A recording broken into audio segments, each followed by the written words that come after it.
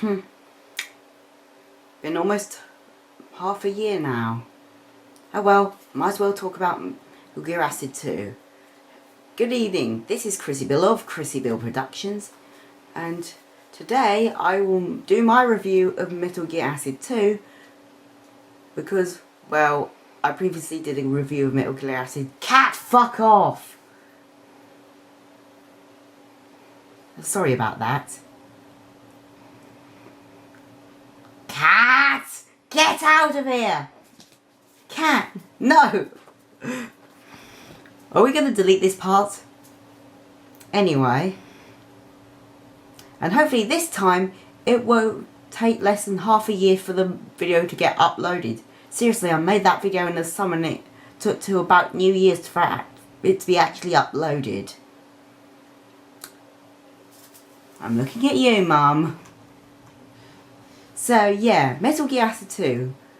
A quite game that gameplay wise is better but less memorable than its predecessor. Here's the box. And I have no idea what this thing that came with it, with some card 3D interactive thing. I never used it. So anyway, let's get started. It all takes place back in the year of 2019. Yes, it's one of those alternative future things. And also meaning it's technically the last thing in the Metal Gear Solid timeline. Yes, even further forward than Metal Gear Rising Revengeance. So anyway, after the Libido Island incident in the previous game, apparently Snake Sport is found unconscious on the shores of the island and is rescued by some girl that never really gets mentioned. 3 years later but this happens 3 years prior. So 3 years later, which is where it happens. Timelines. Who needs them? Snake comes back to life, except he has absolutely no idea who he is or what's happened. Oh great, amnesia for plot convenience. GR8. So he's landing on a plane thing where Agent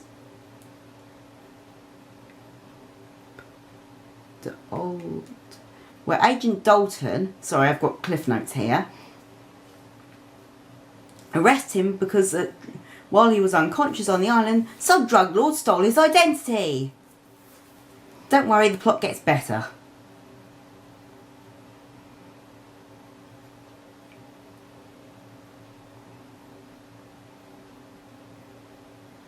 And both he and some government guy called Wiseman send Snake out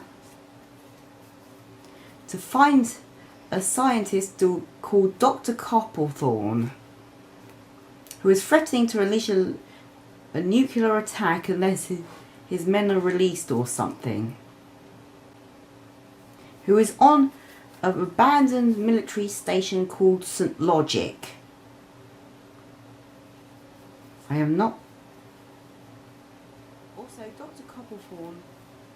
No, sorry, not Dr. Copplethorne. Wiseman also said he wants something. And Snake mixed up with his new partner, a girl named Venus. We'll get to that later.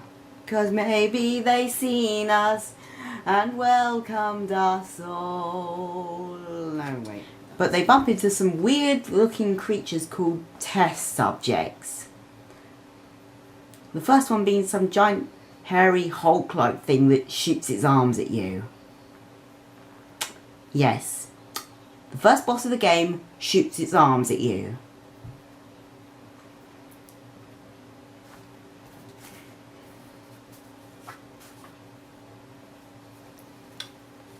After fighting it and some other test subject that wears a trench coat, mask, not World War I German helmet and a rocket launcher that he reloads with ravens? Yes, ravens.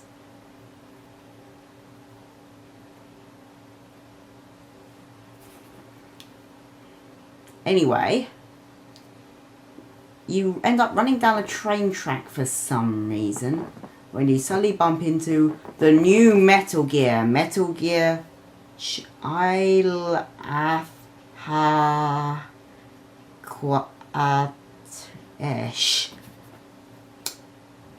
What the hell, Kojima?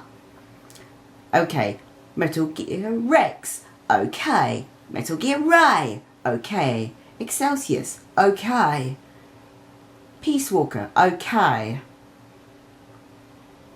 Metal Gear. Okay, Metal Gear Duon. Okay, Metal Kodok. A bit weird, but China Hagadesh. You know what? From now on, I'm just gonna call it CHQ. Metal Gear CHQ smashes a train, destroys a bridge where you have to go under and into some facility full of Metal Gear extra parts where you're forced to fight Metal Gear Kodok from the previous game, whose fight is almost exactly the same except made extremely easy. And you have two characters outside it this time. Seriously, why did you need to rehash that fight? At least when you keep fighting Metal Gear Ray in the main franchise, at least they change the fights up. So anyway, after that you bump into, and the abilities start to explode, you bump into another subject that looks like Chuck Norris, carries around a big container with him, and drinks gasoline and breathes fire. I think we just stepped onto the crazy train. Anyway, after that you decide to go up the facility and bump into two girls, Dr. Takayama and a girl named Lucy. Don't fall asleep. Also, you bump into another test subject who looks like this Chinese guy that stands on the ceiling and confusing your allies into attacking each other. A bit annoying, but still. Then you have to fight the trench coat guy again, and then finally you get to Metal Gear, where Dr. Paul Thorne explains that you are a test subject. And you were the third attempt to clone Solid Snake, who is himself a clone of Big Boss. A clone of a clone.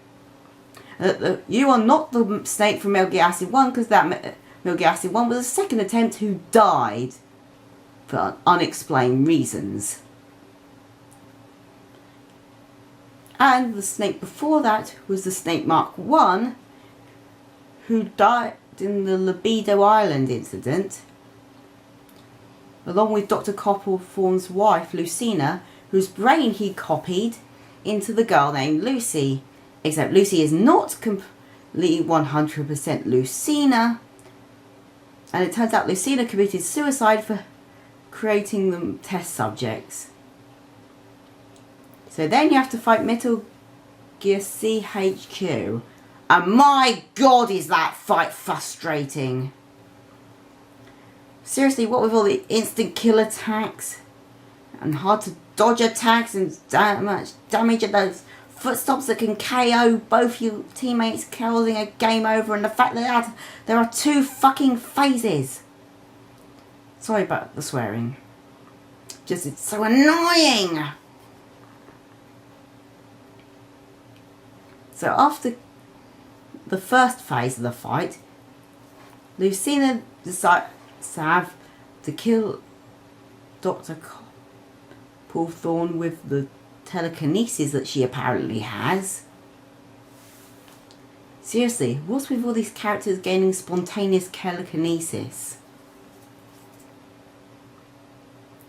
And then takes control of the Metal Gear herself for the second annoying phase of the fight.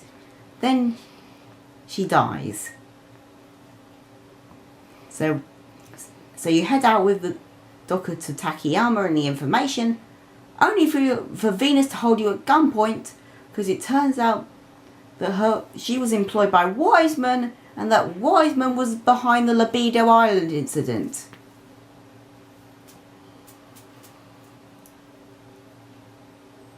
And was going to blame this whole thing on Snake.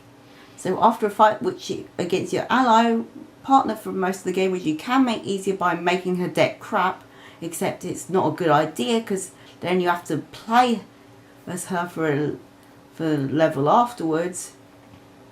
It's a decent fight though. She has to stand. After that, she tried to escape with Dr. Takayama on the back of a jeep, firing at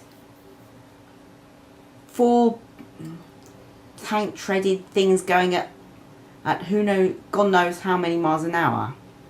Just briefly, the game is over, and you think Snake's gonna die in the explosion. Did I mention the place is gonna explode? Metal Gear CHQ appears and launches.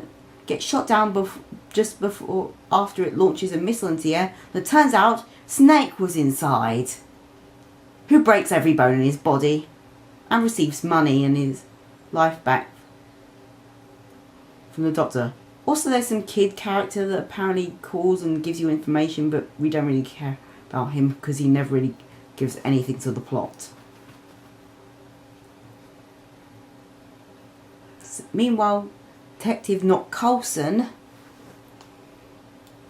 still part of the FBI. Snake gets redeemed. Takayama regrets not reporting Venus, and Venus works at a shopping centre. And that apparently is the chronological end, possibly, to the whole Metal Gear franchise. And how's the gameplay? It's okay. It's a bit more refined than the previous game and a little bit less frustrating apart from that boss fight. And the graphics may take along a more brighter style and not as dark or deep as Metal Gear Acid 1, but still it's a pretty good game. It's not up to the best of Metal Gear standards, but hey, at least it's not Portal Ops Plus! God, I hate that game. So anyway, I'm Chrissy Bill, and even though I'm sad that Kojima will be leaving Konami soon, I'm still happy about the coming out Metal Gear Solid 5: The Phantom Pain. Even though I would have expected it to be, last year I expected it to be out around about now. Seriously, hopefully it won't end up like another Half-Life 3. And turn the camera off now.